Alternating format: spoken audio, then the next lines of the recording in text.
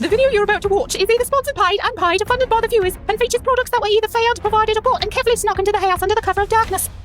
Hello fellow guitar geeks! I have finally finished the modding on the Hofner Shorty, where I put like 250 euros worth of mods into a 150 euro guitar, or thereabouts. The good news is it works, it's all fine, and it actually sounds pretty good, but before I let you hear it, let's see those mods being done and the final setup and all that kind of stuff.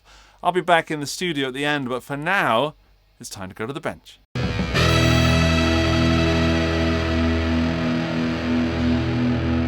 may have noticed a few things have changed, namely the hair and the shirt, but what else has changed is my approach to the guitar, because I got as far as I did in the previous section of the videos and I realised that we were missing a few parts, or some parts have been incorrectly measured, namely the nut. We had the wrong GraphTech nut, so I ordered another one, or Michiel ordered another one. We also ordered some more screws for the pickup, and I'll go on to the rest of the parts in a moment, but I thought I'd turn our attention to the neck and the headstock today so we can get something finished. Let's change that nut and let's put the tuners in and clean up the frets, clean up the fretboard, and have a finished neck. So here we go. A word of advice is that GraphTech have many different types of tusk nuts and different measurements. Please make sure you measure your nuts. That's out cleanly, nicely, beautifully. Get a little bit of glue out of there. Now these should measure exactly. They do. So that should pop straight back in there. It does. Wonderfully. Let's just pop it in with a tiny dab of glue. It does seem really low on the travel side. I may have to put a shim in there. Oh. Okay, so machine heads. Michiel wanted locking machine heads. The Harley Benton machine heads come with everything you need. So you've got all the bushings, the washers, the screws, everything. Setting it out nicely. Let's just lay them in there and see if they fit. They do.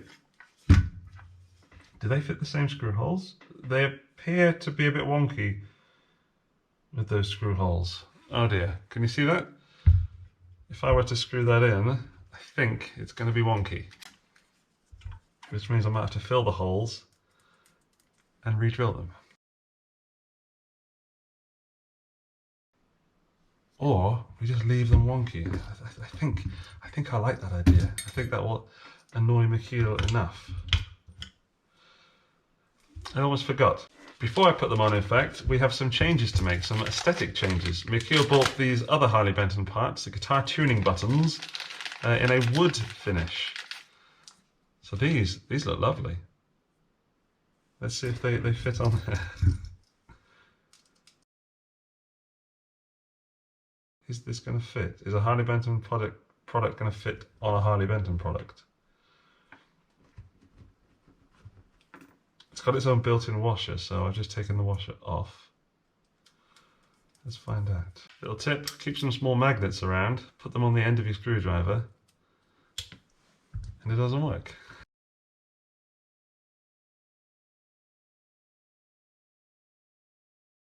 Tuners are on, and I think Michiel's made a really good decision. They look great. They're not quite, I wouldn't say not quite straight. I think that one is a bit wonky with the hole, definitely. But if I were to fill it and re-drill it, it would affect the strength of the position hole. So I think I'm going to leave it. Am I? I don't know. If it was, I can't leave it. I was going to leave it and now I can't, now that I've told you. It looks awful.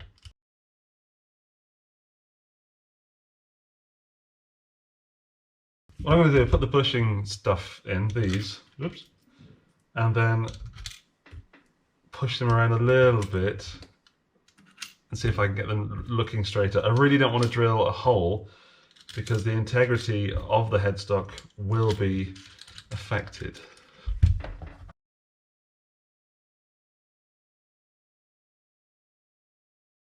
For a budget guitar, that's not bad.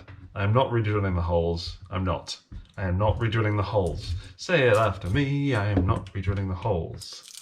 I might redrill the holes.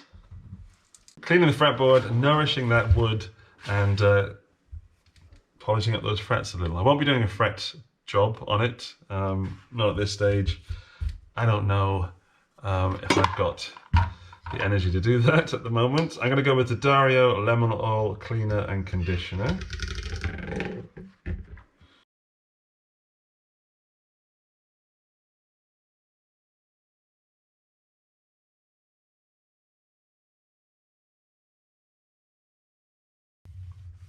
Cool, that looks a lot better. Feels and smells a lot better too. It wasn't actually that dirty, it was mainly dirty at the top end, so maybe I already did that. I did pop the nut out by accident, so maybe I'll just place that in there with a bit of tape. There we go. Right, these frets are not shiny in the slightest, and this is where budget guitars tend to be budget, so no one's going to spend a lot of time polishing up those frets because then it would make the guitar expensive. Time is money. Mine is money. I can't find my fret cleaning kit. Here it is. To clean the frets, I'm going to be using the fret polishing kit from the Dario again because I love it. There are other ones that other people use like micro mesh and stuff, but I'm aiming for not a quick job, but certainly an efficient job, and I like the fret cleaning stuff polishing system from Dario because it is quick. If I were doing a fret job, I would be using micro mesh, but as we're just doing a little cleanup and maintenance, I'm going to do it with this.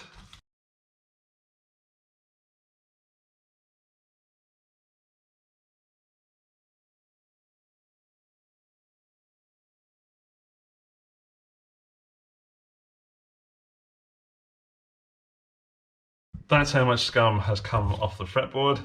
That's a lot of scum. They're fairly shiny. They could be shinier, but they're more than playable. Just checking for any sprout. There is a little bit there, so I'm going to just quickly run my thing down it.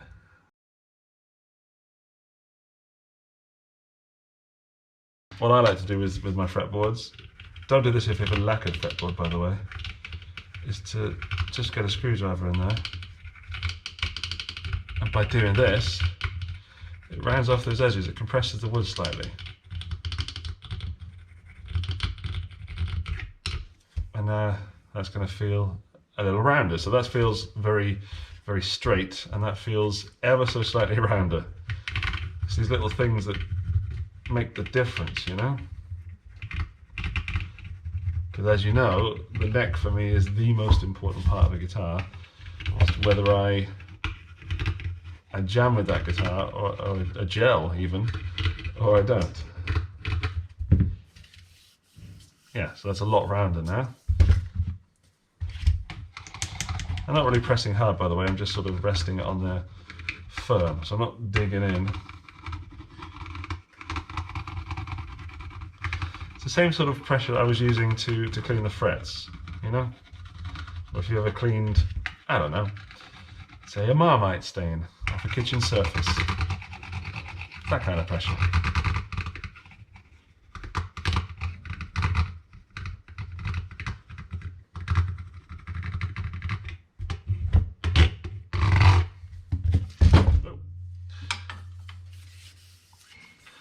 Pretty good, it's really nice. That neck's a little bit dusty. I'm going to try and clean it off first. If not, I'll run some micro mesh up there. But this is Monty's Instrument Food, and it smells wonderful and does great things for your guitar. I'll give the whole thing a polish at the end, but right now I just want to see how good this neck can be. Can you see that shined up quite a lot already?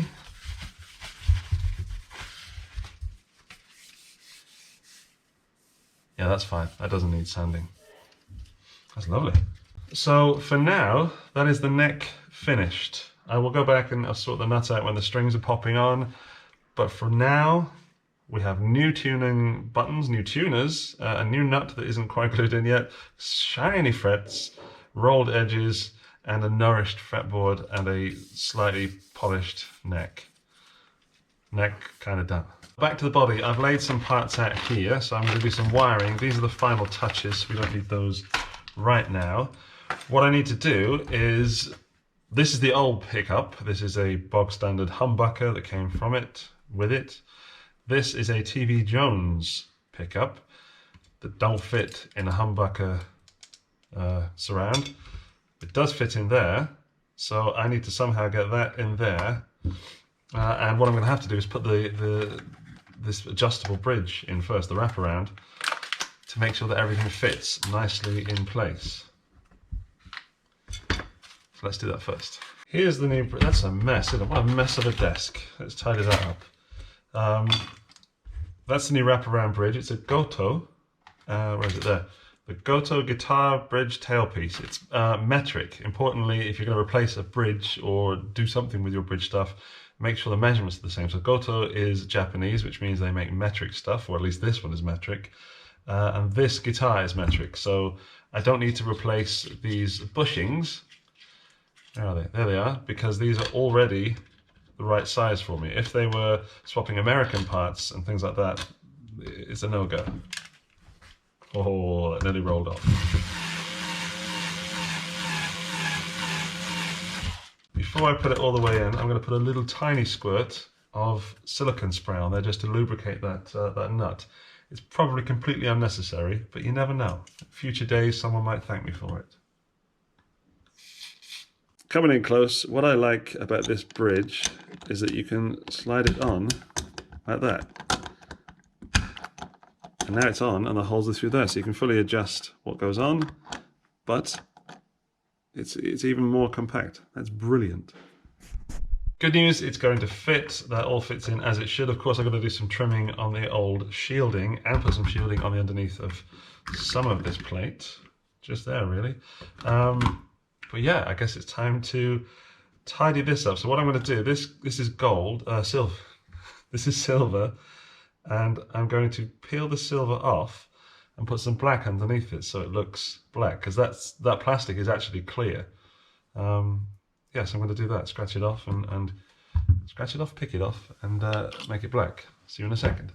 That's about half done, so you can see that it's clear here and silver there, and all that is a little bit of silver paint on the back. And now it's all off, it's perfectly clear, and it is tempting to just leave it clear, but it looks kind of ugly. I'm also going to scratch it up on the back with this pad, just to make sure the new paint sticks. Let's move back to the electronics. I'm going to put some shielding tape on this just to cover a little bit more. We don't need to cover everything because, of course, this is a guitar here, but I want to cover all that shielding, that cavity there. Just looking for my tape. I moved things around recently and now I can't find anything. Always in the last place you look. Here's some tape. Let's get it on that little tiny scratch plate.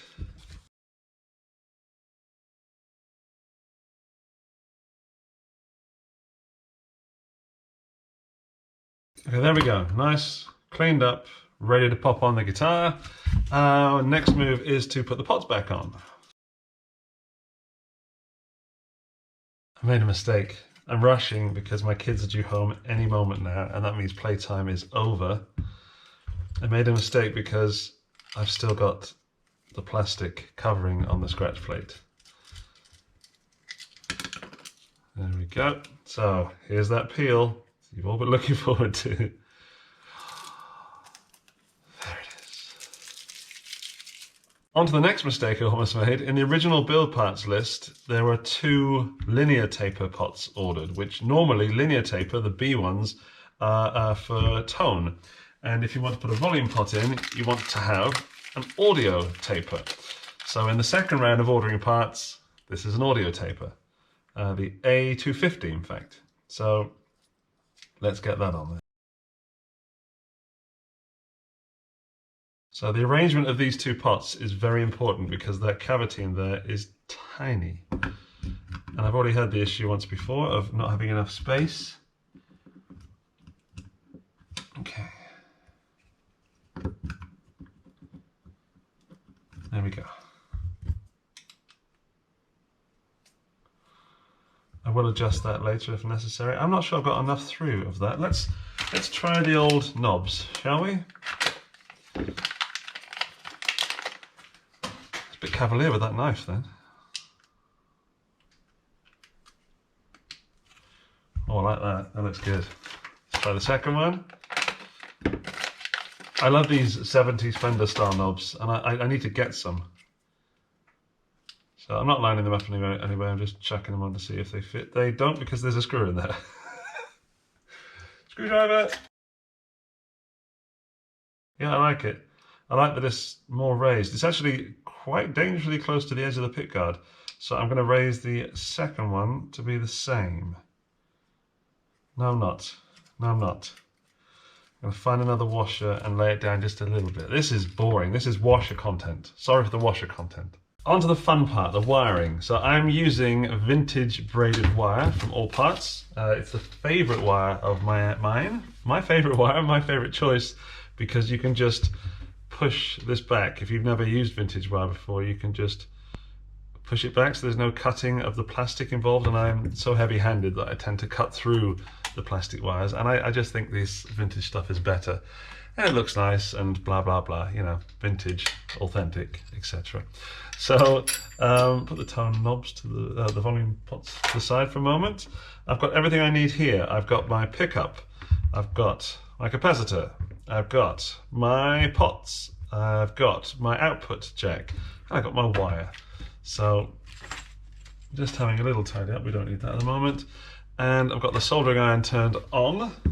That's always useful when it tries to soldering. Let's see if I can make one of the tidiest jobs I've ever done and also not burn myself.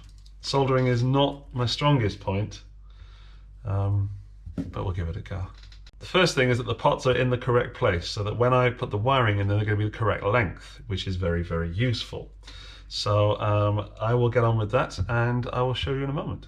Everything is cabled up, cabled up, cabled up, except this bit, because I'm going to do that when I put it back in. I've got everything in a rather tidy job that I'm rather pleased with. The capacitor's in the middle, because I normally put it on top of the pot here, but top of the pots. The guitar is so baby tiny that it isn't going to fit. So there we have it, everything's wired in, including the pickup. So now I guess we just need to plop it in. Maybe solder in that ground wire first, and off we go.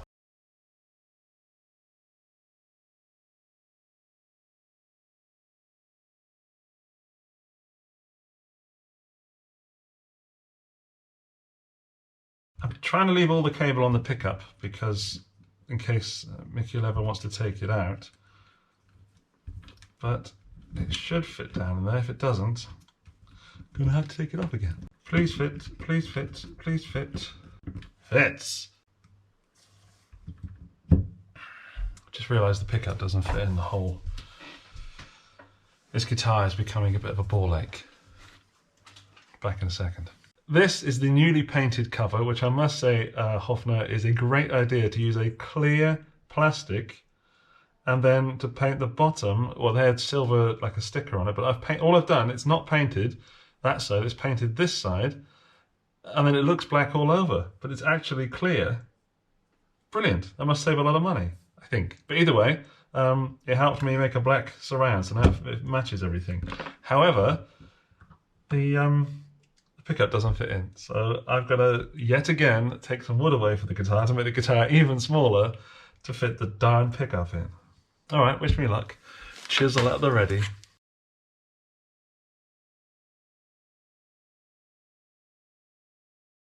I know the pickup's around the wrong way, don't worry too much about that. That seems to fit that side, but it doesn't want to go down that way, so... Definitely should have saved the shielding until the end. I'm a fool. A fool who doesn't like to work hard, but likes to work smart. And I've not implemented that way of thinking in this project.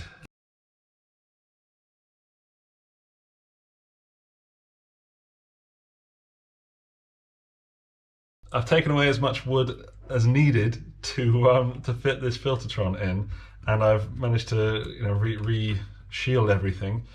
But my goodness, if you ever get one of these guitars and intend to put a Filtertron pickup in there, they are much longer in that way than a humbucker. I would have thought a humbucker is bigger looking at it, but it isn't. So I've managed to get it to fit in. I've got the black pickup surround, which I'm very pleased with. Then I just need to get this, there we go. I just need to get this socket, rather special socket installed. It's got 2 connection points. So when you put a jack in, it's even more secure. So that is possibly the best socket I've ever come across for guitars. I'm going to solder that in now, and then we're going to have a little celebration. The socket doesn't fit, it's too big. Oh man. Now I've got to drill into the sockety hole. Really? Alright, here we go. More drilling.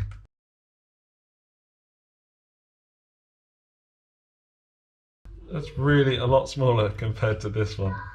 I'm not even sure if this cover is going to cover it. Yeah, it should do. Oh Lord. Okay. Further and further down the rabbit hole. So I got quite excited and did everything electronically. So the socket is in, the pickguard is on, not quite screwed in yet, just in case. The pickup is in, but it's not screwed in properly. I might need to put a little riser down underneath it. So what I'm going to do is pop the bridge on, like so, and try and figure out where the strings are going to be. Yeah, that's going to need a riser on it. Flip. Okay, pickup, back out, and a little riser or spacer, depending on what you want to call it. Right, off we go. I've just made these little shims here that you can see. They look like little chocolates, and that's made out of some maple that I had for a board, and that's just going to raise that pickup ever so slightly so we can get it nearer the strings.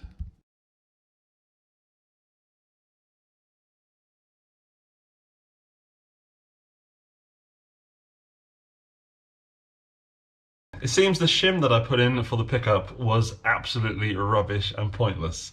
So I have to make another one because the one I built just split in half, and that is absolutely unacceptable, Andrew. You need to focus more.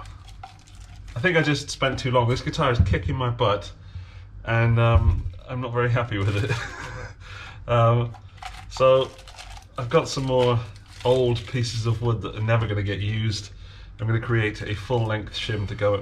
Full-length shim to go in there and actually screw it to the body because it snapped due to the pressure on the outsides.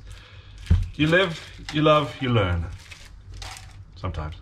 So here's the cavity, and the problem is there's a hole or a little further cavity down in there. Can you see? So what I've done, there it is there. So it goes down, and that's exactly where the screw for the Filtertron should go. So I'm going to pop this little thing in there, this little shim, and put the other shim on top of it. Get in there, you beast. Right, and then that one over there is just wobbly as hell, so that's got to come out because the screw wants to go exactly on the fail point of the structure.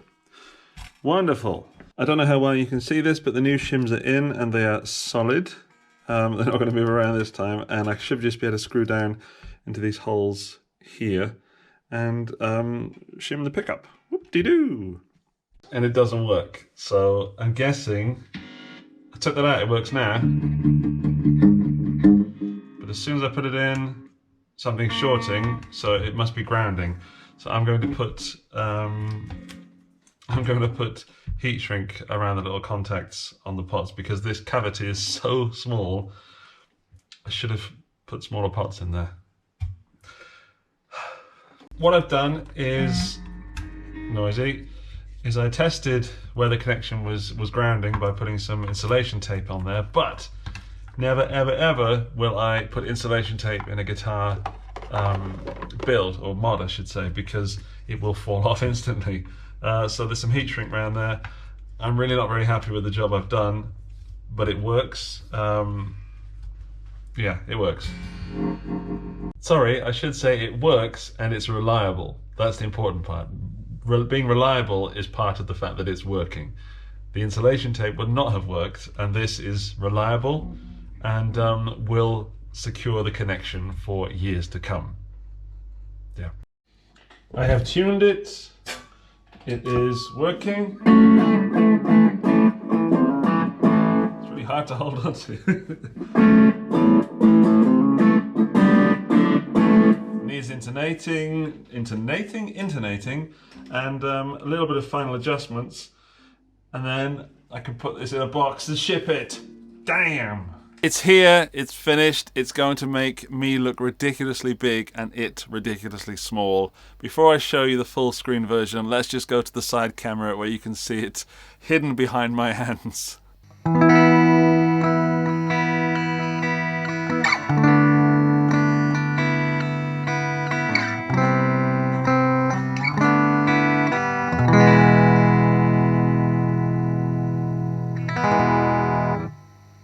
This is an insanely small guitar. It is, look at it. It is preposterously small. However, it now sounds, I don't know if it's better, but it certainly sounds okay. I've just noticed there's some more sticky stuff on the masking tape that I had over the label. The sticker, so it wasn't going to wear away when I was working on it. I'm not 100% happy with the job I did. It was a lot of work. This guitar kicked my butt. But I think Michiel will be happy with it. It's going to be his sit-down sofa kind of guitar. For me, it wouldn't be the guitar that I'd be sitting down on the sofa with. It's just too small. But I'll give you some more sound samples. It does sound okay, you know, considering it's less than half a guitar.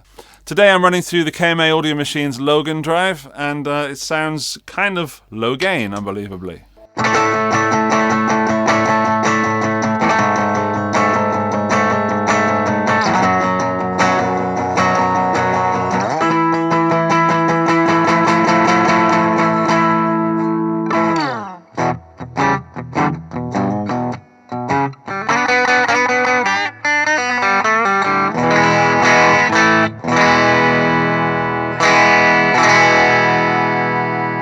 It is a fun guitar to play, I'll give it that. However, I'm having to support my leg on my old pedal stand because it just wants to do that all the time. And you need a strap with this. So luckily, Michiel asked for these, I think they're Gretsch strap lock things, which will keep him happy. And on the sofa, there's not far for the guitar to fall. So I am so happy that this is finally finished. However, I'm not entirely happy with the job I did, and I am very unhappy with the time it took me.